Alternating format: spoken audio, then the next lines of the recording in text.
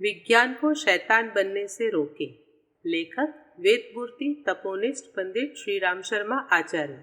सह अस्तित्व का नैसर्गिक नियम। जर्मन प्राणीशास्त्रवेत्ता हेकल लगभग एक शताब्दी पूर्व इस निष्कर्ष पर पहुंचे थे कि सृष्टि क्रम विविध इकाइयों के सहयोग संतुलन पर चल रहा है।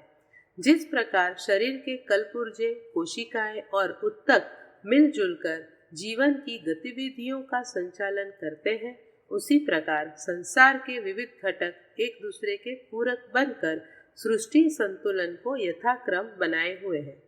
यह अन्यान्योश्रय व्यवस्था सृष्टिकर्ता ने बहुत ही सोच समझकर बनाई है और आशा रखी है कि सामान्य उपयोग के समय मामूली हेरफेरों के अतिरिक्त किसी के द्वारा इसमें भारी उलट पुलट नहीं की जाएगी। सृष्टा की यह इच्छा और व्यवस्था जब तक बनी रहेगी, तब तक इस धरती का अद्भुत सौंदर्य और मनोरम क्रियाकलाप भी जारी रहेगा। उपरोक्त प्रतिपादन को हेकल ने इकोलॉजी नाम दिया है। तब से लेकर अब तक इस और विज्ञानवेत्ताओं की रुचि घटी नहीं, वरन बढ़ी ही है और शोध क्षेत्र के इस नए पक्ष को एक स्वतंत्र शास्त्र ही मान लिया गया है। अब सृष्टि संतुलन विज्ञान को इकोलॉजी शब्द के अंतर्गत लिया जाता है। इकोलॉजी शोध प्रयासों द्वारा इस निष्कर्ष पर अधिकाधिक मजबूती के साथ पहुंचा जा रहा है कि प्रकृति की हर वस्तु एक दूसरे के साथ घनिष्ठता पूर्वक जुड़ी हुई है। ऑक्सीजन, पानी, रोशनी, पेड़ पौधे, कीटाणु, पशु पक्षी और मनुष्य, यह सब एक ही धारा प्रवाह की अलग अलग दिखने वाली लहरें हैं जो वस्तुतः एक दूसरे के साथ विविध सूत्रों द्वारा आबद्ध हो रही है। सृष्टि संतुलन शास्त्र के अन्वेषक 3 ऐसे सिद्धांत निश्चित कर चुके हैं जिनके आधार पर प्रकृतिगत सहयोग श्रृंखला इस जगत की व्यवस्था को धारण कर रही है। पहला है परस्परावलंबन, इंटरडिपेंडेंस। दूसरा है मर्यादा, लिमिटेशन। और तीसरा सम्मिश्रता, कॉम्प्लेक्सिटी। यही तीनों भौतिक सिद्धांत अपने मिले जुले क्रम से विश्व प्रवाह को गतिशील कर रहे हैं। जिस प्रकार आध्यात्म जगत में सच्चित आनंद की, सत्यम शिवम सुंदरम की, सत रज तम की, ईश्वर जीव प्रकृति की मान्यता है और माना जाता है कि इन्हीं चेतन तत्वों के आधार पर जीवधारियों की प्रवृत्ति मनोवृत्ति की क्रम व्यवस्था चलती है, ठीक इसी तरह संतुलन शास्त्री यह मानते हैं कि सृष्टि क्रम की सुव्यवस्था इंटरडिपेंडेंस, लिमिटेशन एंड कॉम्प्लेक्सिटी पर निर्भर है। परस्परावलंबन, इंटरडिपेंडेंस का सिद्धांत यह बताता है कि प्रकृति की हर चीज अन्य सब वस्तुओं के साथ जुड़ी बंधी है। किसी भी जीव की सत्ता अन्य असंख्य जीवों के अस्तित्व पर निर्भर है। मानवीय सत्ता स्वतंत्र नहीं है। यदि पेड़ पौधे ऑक्सीजन पैदा करना बंद कर दे तो वह बेमौत मर जाएगा। विशाल काय वृक्ष का जीवन उन छोटे कीटाणुओं पर निर्भर है जो सूखे पत्तों का विघटन कर उन्हें खाद के रूप में परिणत करते हैं और जड़ों के पोषण की व्यवस्था जुटाते हैं। जमीन में रहने वाले बैक्टीरिया किस प्रकार जड़ों को खुराक पहुंचाते हैं और चींटी, दीमक आदि छोटे कीड़े किस प्रकार जड़ों तक हवा, रोशनी और नमी पहुंचाने में अधिक परिश्रम करते हैं, इस जाने बिना हम वृक्ष के जीवन का आधार का सही मूल्यांकन कर ही नहीं सकते। वृक्ष अपने आप में स्वतंत्र नहीं है, वे कोटि कोटि जीवन घटकों के अनुग्रह पर आश्रित और जीवित है। वन जंतुओं की प्रमुख खाद्य आवश्यकता जो पौधा पूरी करता है, वह भी पराश्रयी पाया गया है। छोटे कीड़े कई तरह के बीज और खाद इधर से उधर लिए फिरते हैं, यह सीधा उसी से अपना जीवन ग्रहण करता है। कीड़ों की हरकतें बंद करने के उपरांत प्रयोगकर्ताओं ने देखा कि खाद पानी की सुविधा देने के बाद भी पौधा उगने और बढ़ने की क्षमता खोता चला गया। संतुलन शास्त्र का दूसरा नियम मर्यादा, लिमिटेशन, यह सिद्ध करता है कि हर प्राणी और हर पदार्थ की एक मर्यादा है। जब वह उससे आगे बढ़ने का प्रयत्न करता है तभी रोक दिया जाता है। वंश वृद्धि की क्षमता प्राणियों में निसंदेह अद्भुत है, पर इससे भी तेज कुल्हाड़ी इस अभिवर्धन को नियंत्रित करने के लिए कोई अदृश्य सत्ता सहज ही चलाती रहती है। प्राणी सृजन कितना ही क्यों न करे, पर दौड़ में मृत्यु को नहीं जीत सकता है। जैसे ही जन्म की दर की दौड़ बढ़ती है, वैसे ही मृत्यु की बाघिन उसे दबोच कर रख देती है। प्राणियों का शरीर, पेड़ों का विस्तार एक सीमा पर जाकर रुक जाता है। पौधे एक सीमा तक ही सूर्य किरणों को सोखते हैं और निर्धारित मात्रा में ही ऑक्सीजन पैदा करते हैं। उपभोक्ताओं की संख्या और उपयोग की मात्रा जब तक उत्पादन के अनुरूप रहती है, तब तक ढर्रा ठीक तरह चलता रहता है। पर जब उत्पादन से उपयोग की मात्रा बढ़ जाती है, तो विनाश का देवता उन उपभोक्ताओं के गले मरोड़ देता है। संतुलन जब तक रहेगा, तब तक शांति रहेगी।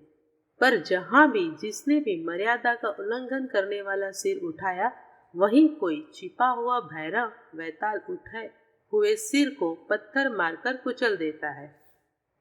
आतताई और उच्छृंखल मनुष्यों के अहंकार को किसी न किसी कोने से उभर पड़ने वाली प्रतिक्रिया का शिकार बनना पड़ता है।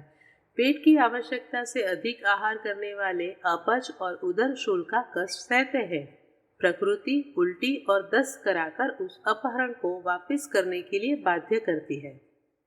सम्मिश्रता कॉम्प्लेक्सिटी का सिद्धांत बताता है कि जिनके साथ हमारा प्रत्यक्ष संबंध नहीं दिखता, उनके साथ भी दूर का संबंध रहता है और घटनाक्रम प्रकारांतर से परोक्ष रूप में उन्हें भी प्रभावित करता है, जो उससे सीधा संबंध नहीं समझते। विश्व में कहीं भी घटित होने वाले घटनाक्रम को हम यह कहकर उपेक्षित नहीं कर सकते कि इससे हमारा क्या संबंध है। प्रत्यक्ष न सही, परोक्ष रूप से ही सही, हम कहीं भी किसी भी स्तर की घटना से अवश्य में प्रभावित होते हैं। अमेरिका का राष्ट्रीय पक्षी गरुड़ अब तक अपना अस्तित्व गंवाने की तैयारी में है। इस आत्महत्या जैसी सत्ता निष्कृति का क्या कारण हुआ, इसकी खोज करने वाले जीवशास्त्री इस निष्कर्ष पर पहुंचे हैं कि पौधों को कीड़ों से बचाने के लिए जिन डीडीटी सरीखे रासायनिक द्रव्यों का उपयोग होता रहा है, उससे गरुड़ के स्वाभाविक आहार में प्रतिकूलता भर गई। फलस्वरूप वह प्रजनन क्षमता खो बैठा। अब वह पक्षी वंश वृद्धि की दृष्टि से प्रायः निकट्टू ही बनकर रह गया है। इसी दशा में इसके अस्तित्व का अंत होना स्वाभाविक ही था।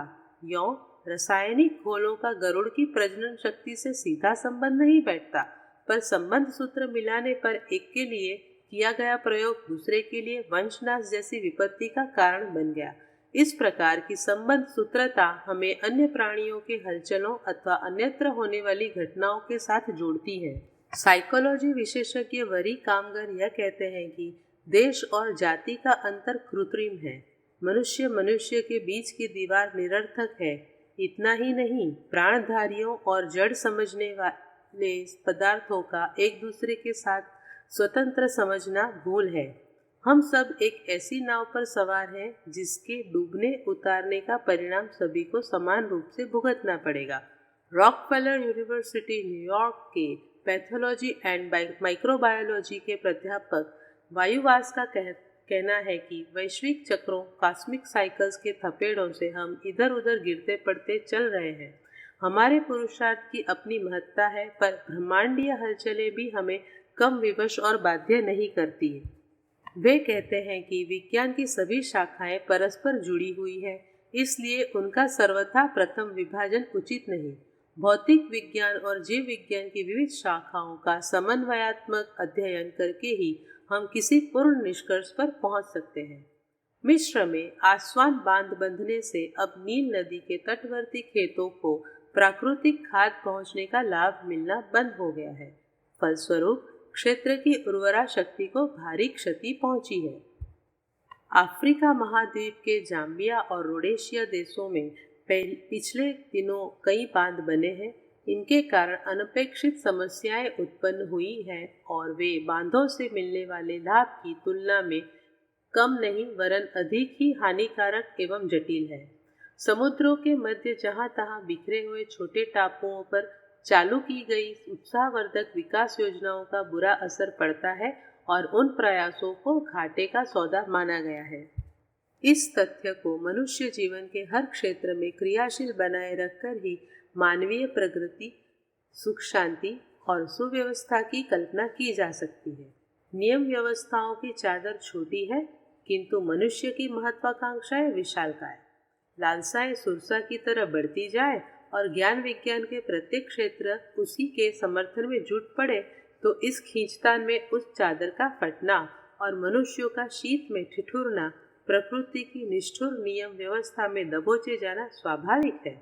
चाहे वह वातावरण जल, वायु और पृथ्वी के विषाक्त होने के रूप में हो या युद्ध की विभीषिका के रूप में, अर्थ एक ही होगा कि मनुष्य के पांव भौतिक लालसाओं, तृष्णा, अहंता और विलासिता की ओर तेजी से बढ़ते रहे तो कल न सही परसों यह विभीषिका निश्चित रूप से आएगी, जो इस धरती के साथ उसकी संतति को भी चाट जाएगी। महत्वाकांक्षाएं तो नष्ट होंगी ही। प्रकृति की सुव्यवस्था को छेड़ने की मानवीय भूल। 22 अप्रैल 1671 को अमेरिका में अनेक स्थानों पर पृथ्वी दिवस, अर्थ डे मनाया गया। उस दिन लोगों से पैदल, रिक्शा या तांगा में चलने की अपील की गई। किसी भी मशीन वाली फैक्ट्री या कारखाने न चलाने का आग्रह किया गया। उस दिन सब काम अपने हाथों से करने को कहा गया। उसी दिन के लिए अर्थ टाइम्स नाम का एक विशेष समाचार बुलेटिन निकाला गया। सभाएं हुई, जुलूस निकाले गए। उसका उद्देश्य जनमानस का ध्यान इस ओर आकर्षित करना था कि आज की जीवन पद्धति, मशीनों, कारखानों से पर्यावरण इस तरह दूषित हो रहा है कि पृथ्वी में विनाश की संभावनाएं अभिव्यक्त हो चली, अतएव मनुष्य को उससे बचना चाहिए। इस अभूतपूर्व आयोजन ने संसार भर के लोगों को झकझोर दिया। आज मनुष्य जाति ने अत्यधिक वैभव विलासिता का जो अदूरदर्शी दृष्टिकोण अपनाया है और जिसके लिए वह प्रकृति की गोद से उतरकर निरंतर कृत्रिमता व यंत्रीकरण की ओर दौड़ता चला जा रहा है, क्या वह इसके लिए हितकारक भी है या फिर उस चिंतन, उस दृष्टिकोण में किसी तरह संशोधन की आवश्यकता है? अब तक परिस्थितियों ने जो मोड़ लिया, प्रगति जिस चौराहे तक पहुंची है, उससे प्रगति कम, भटकाव अधिक प्रतीत हो रहा है। आज का मनुष्य इस कागार पर आ गया है जिससे आगे बढ़ने पर सर्वनाश ही सुनिश्चित है। अभियांत्रिकी आधुनिक सभ्यता के वह दुष्परिणाम अब बुरी तरह सामने आ गए हैं।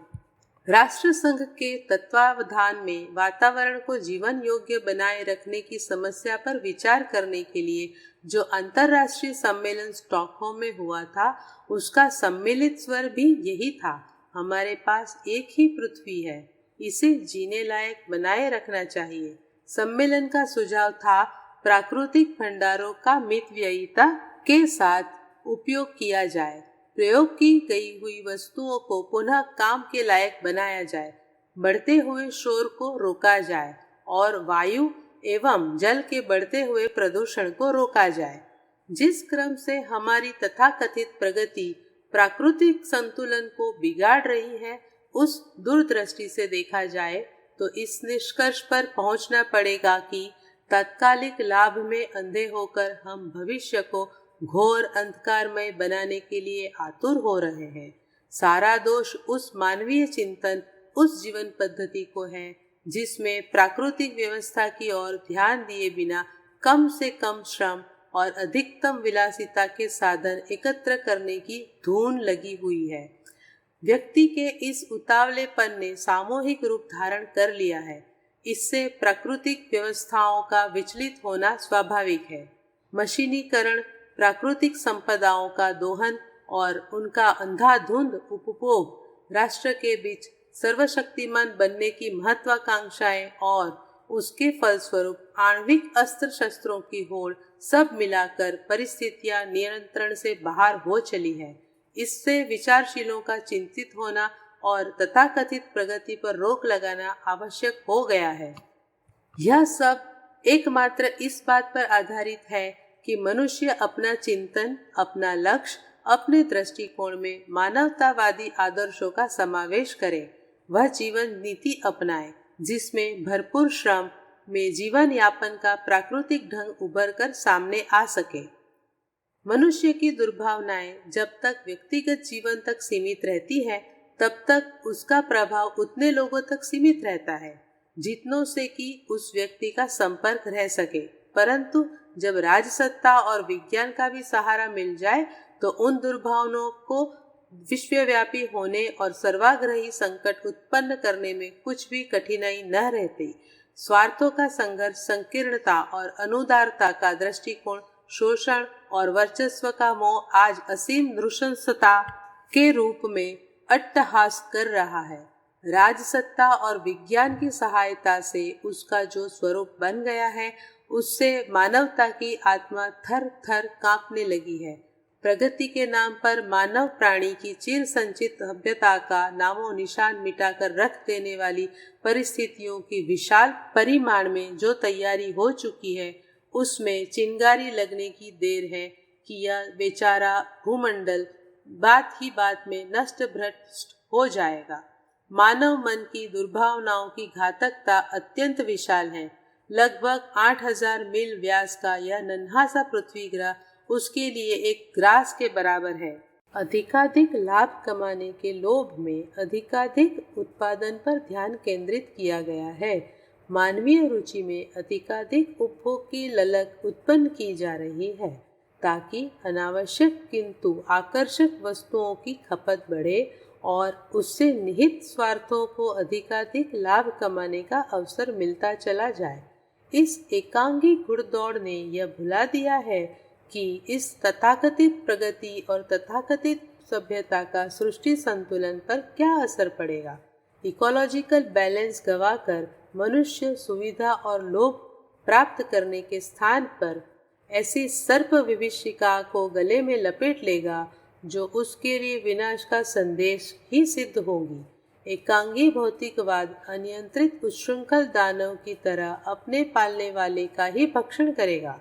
यदि विज्ञान रूपी दैत्य से कुछ उपयोगी लाभ उठाना हो तो उस पर आत्मवाद के मानवीय सदाचार का नियंत्रण अनिवार्य रूप से कसना ही पड़ेगा।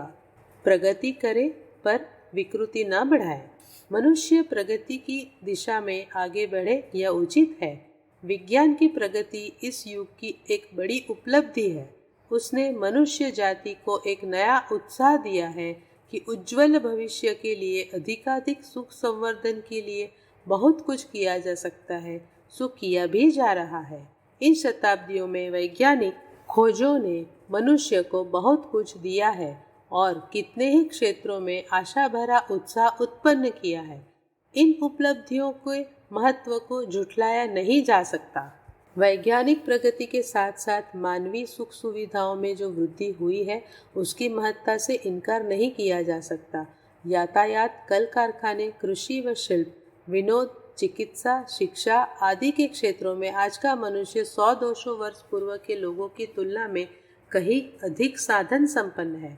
बिजली, रेडियो, तार, टेलीफोन, प्रेस, अखबार आदि के सहारे जो सुविधाएं मिलती है वे अभ्यास में आने के कारण कुछ आश्चर्यजनक भले ही प्रतीत न होती हो, पर आज से 500 वर्ष पूर्व का कोई मनुष्य आकर यह सब देखे और अपने जमाने की परिस्थितियों के साथ तुलना करे तो उसे प्रतीत होगा कि वह किसी अनजाने दैत्य लोक में विचरण कर रहा है।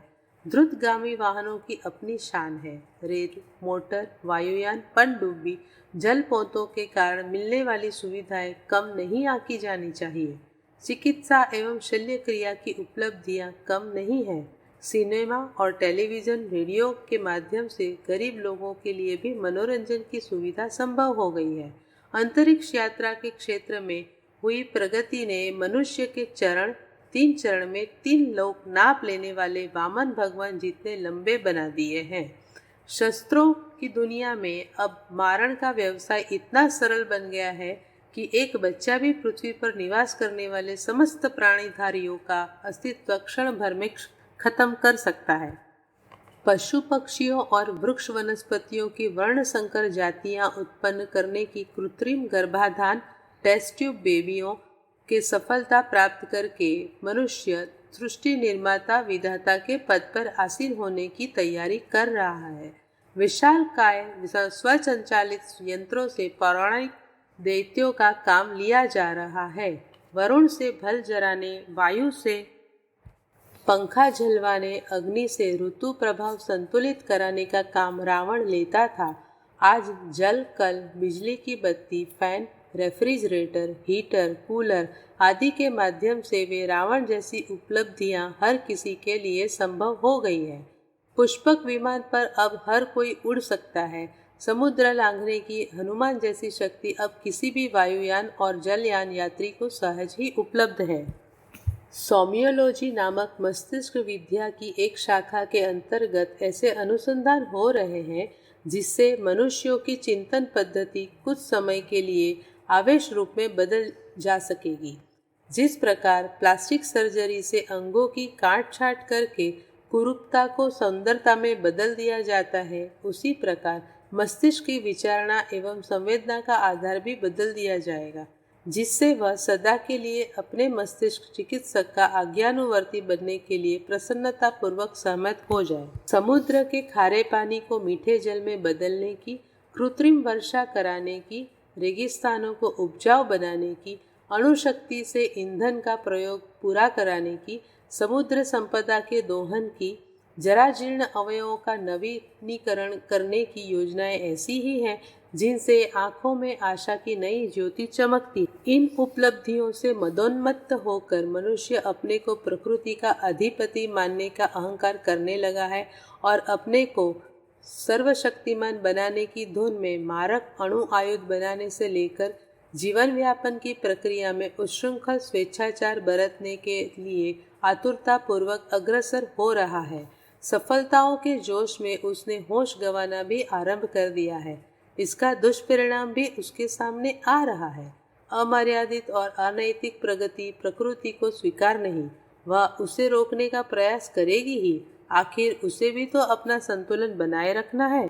अर्नाल्ड टायनवी ने अपने ग्रंथ अ स्टडी ऑफ हिस्ट्री में पाश्चात्य सभ्यता की स्थिति और प्रगति पर अनेक दृष्टिकोणों से प्रकाश डाला है और यह निष्कर्ष निकाला है कि प्रगति के अत्युत्साह में दिशा भूल हम जिस तेजी से बढ़ते चले जा रहे हैं, उसका अंत महाविनाश के रूप में ही सामने प्रस्तुत होगा। टायनवी ने अन्य ग्रंथ नेशनलिटी एंड द वॉर और द न्यू यूरोप में पाश्चात्य जनमानस का विश्लेषण करते हुए उसकी लक्ष्य विहीन प्रगति के दुष्परिणामों पर प्रकाश डाला है कि यह अग्रगमन निकट भविष्य में हमें पीछे हटने से भी अधिक महंगा पड़ेगा। मनुष्य पूरी तरह मशीन न बने। प्रकृति की व्यवस्थाएं इतनी सर्वांगपूर्ण है कि उसे ही परमात्मा के रूप में मान लिया जाए तो कुछ अनुचित नहीं होगा। शिशु जन्म से पूर्व माँ के स्तनों में ठीक उस नन्हे बालक की प्रकृति के अनुरूप दूध की व्यवस्था, हर प्राणी के अनुरूप स्वतंत्र खाद्य व्यवस्था बनाकर वनस्पति जगत में संतुलन बनाए रखने की तरह दुर्बुद्धि को ठिकाने लगाने वाली उसकी कठोर नियम व्यवस्था भी सुविदित है। जिन प्राणियों में प्रजनन बढ़ता है उनका सर्वनाश वह हारी बीमारियों के रूप में करती रहती है। प्राकृतिक साधनों का दुरुपयोग ही अकाल और अभाव के रूप में दिखाई देता है। मानवीय स्वभाव की कृत्रिमताएं और प्रकृति के बहिष्कार का दंड शारीरिक आदि व्याधि के रूप में भुगतना पड़ता है। यह नियम व्यवस्थाएं इस बात की प्रतीक हैं कि प्रकृति में विवेकपूर्ण आचरण की संवेदना पूरी तरह विद्यमान है। उसका व्यक्तिगत उल्लंघन व्यक्तिगत दंड के रूप में तथा सामूहिक उल्लंघन सामूहिक दंड के रूप में हर किसी को भुगतना पड़ता है।